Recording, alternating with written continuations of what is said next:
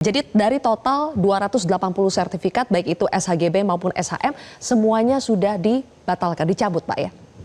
Ya, yang dilakukan oleh ATR BPN itu kan awalnya melakukan koordinasi fisik, data fisiknya. Kita bekerjasama dengan BIG, pengampu data peta. Jadi kita lihat dari garis batas pantai itu 280 atau 263 HGB itu mana yang kena di luar garis batas pantai dan mana yang di dalam. Itu dulu. Kalau itu yang sudah telak-telak di luar kan enak nih melakukan proses pembatalannya. Nah kalau yang di dalam garis pantai ini kita teliti lagi. Seperti apa di dalam garis pantai ini, di darat atau di laut. Proses itu sudah berjalan cepat. Pak Nusron adalah persona yang paling awal menyampaikan bahwa ada indikasi yang terlihat di dalam aplikasi ATR Bumi ATR itu bahwa ada sekian 263 awalnya ya karena HGB kemudian menjadi 280 itu kelihatan di peta Bumi ATR yang merupakan tools Kementerian ATR BPN sendiri untuk memberikan social control kepada bagaimana perjalanan pendaftaran tanah dilakukan. Dan itu proses pembatalan sudah dilakukan. Oke, yang dibatalkan 280 itu Pak, semuanya?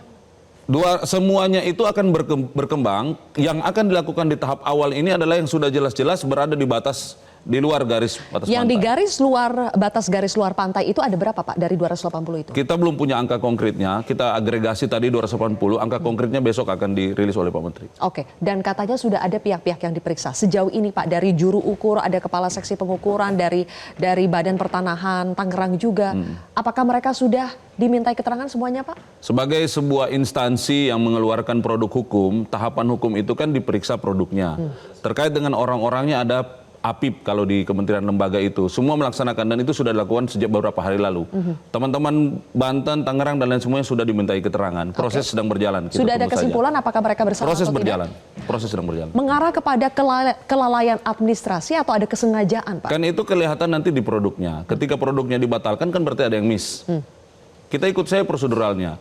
Kalau SOP penerbitan atau SOP pendaftaran tanah itu kita mengikuti ketentuan peraturan Kepala Badan nomor 1 tahun 2010 mengenai SOP-nya. Mekanismenya kita ikuti PP 18 2021. Jika ada sesuatu yang salah kita ikuti mekanisme peraturan Menteri Agraria Tata Ruang Kepala Badan Pertanahan nomor 21 tahun 2020.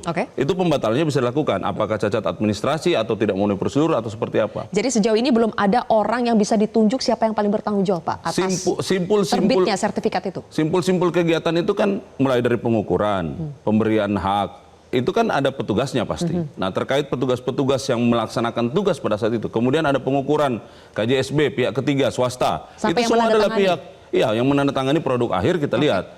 Kewenangan ada di kantor pertanahan, berarti kan kepala kantor pada saat itu. Ya itu semua akan menjadi bagian yang apakah termasuk pemilik PT-nya juga akan dimintai keterangan Pak? Tidak masuk ke situ. Kalau ATR BPN itu kan produk yang dikeluarkan ATR BPN dong. Kita kan melihat warkah, melihat siapa yang mengerjakan produk itu. Siapa yang mengerjakan, tapi masalah pemilik itu urusan dari aparat penegak hukum. Ya silakan masing-masing melaksanakan tusi. Oke, saya ingin tanya juga ke Bang Doli dari Komisi 2 yang juga memperhatikan atau mitranya dari Kementerian ATR BPN ya.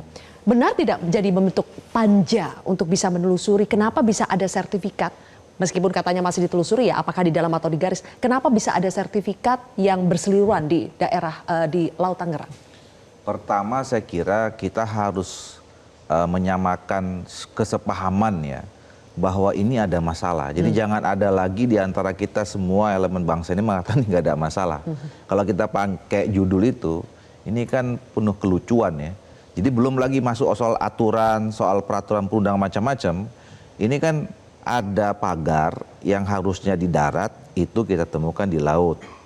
Ada sertifikat tanah, kita lihat di laut gitu ya. Ini masalah. Jadi jangan ada lagi bilang oh nggak ada masalah. Nah, syukur alhamdulillah pemerintah saya kira meresponnya dengan cepat ya. Pertama Pak Nusron kira-kira 2-3 bulan yang lalu udah bicara soal ini juga dia nih. Ya kan soal PSN di PIK 2 dan segala macam seperti itu. Kemudian yang kedua tadi kita sama-sama dengar pidatonya Pak Prabowo yang begitu tegas tidak akan ada perlakuan khusus kepada siapapun gitu.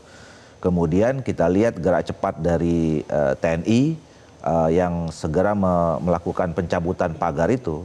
Nah ini kan sebetulnya mau mengembalikan pada posisi awal kalau misalnya laut itu adalah area publik ya memang area publik tidak punya area private gitu. Nah, tapi kan persoalannya kan nggak sampai harus di situ. Kita kan pertama kita harus menyelesaikan ini masalah. Ya, apa itu? Tadi misalnya sudah terbit sertifikat. Nah, tentu orang yang punya sertifikat itu kan nggak serta-merta belum tentu terima dia kalau misalnya kemudian dicabut begitu aja kan. Karena dia pasti ngikuti proses, prosedur macam-macam. Mungkin juga udah keluar uang dan macam-macam kan gitu. Itu nanti pasti akan menimbulkan masalah baru. Kemudian yang kedua adalah menormalisasi situasi yang ada sekarang ini. Nah, yang ketiga adalah mencari tahu ada lagi nggak tempat yang seperti ini di daerah-daerah yang lain. Ini kan banyak nih, ada yang bilang di Jawa Timur dan segala macam seperti itu. Nah, yang keempat adalah ini harus diselesaikan supaya ya ada efek jera, tidak akan ada kejadian serupa di masa-masa yang akan datang. Nah, posisi DPR tentu kami memberikan dukungan penuh kepada pemerintah ya untuk menyelesaikan masalah ini sebaik-baiknya. Nah, sementara ini kami memang berjalan berdasarkan fungsi tugas masing-masing yang berkaitan mitranya di komisi. Kita bisa lihat teman-teman di Komisi 4, ya, misalnya hari ini sudah memanggil Menteri KKP. Menteri KKP, bahkan kemarin sudah tinjau ke lapangan juga, lihat langsung Mbak Titi dan kawan-kawan. Nah, kami di Komisi 2 sebenarnya dari periode yang lalu itu sudah punya panja sebenarnya. Panja evaluasi HGU, HGB, dan HPL.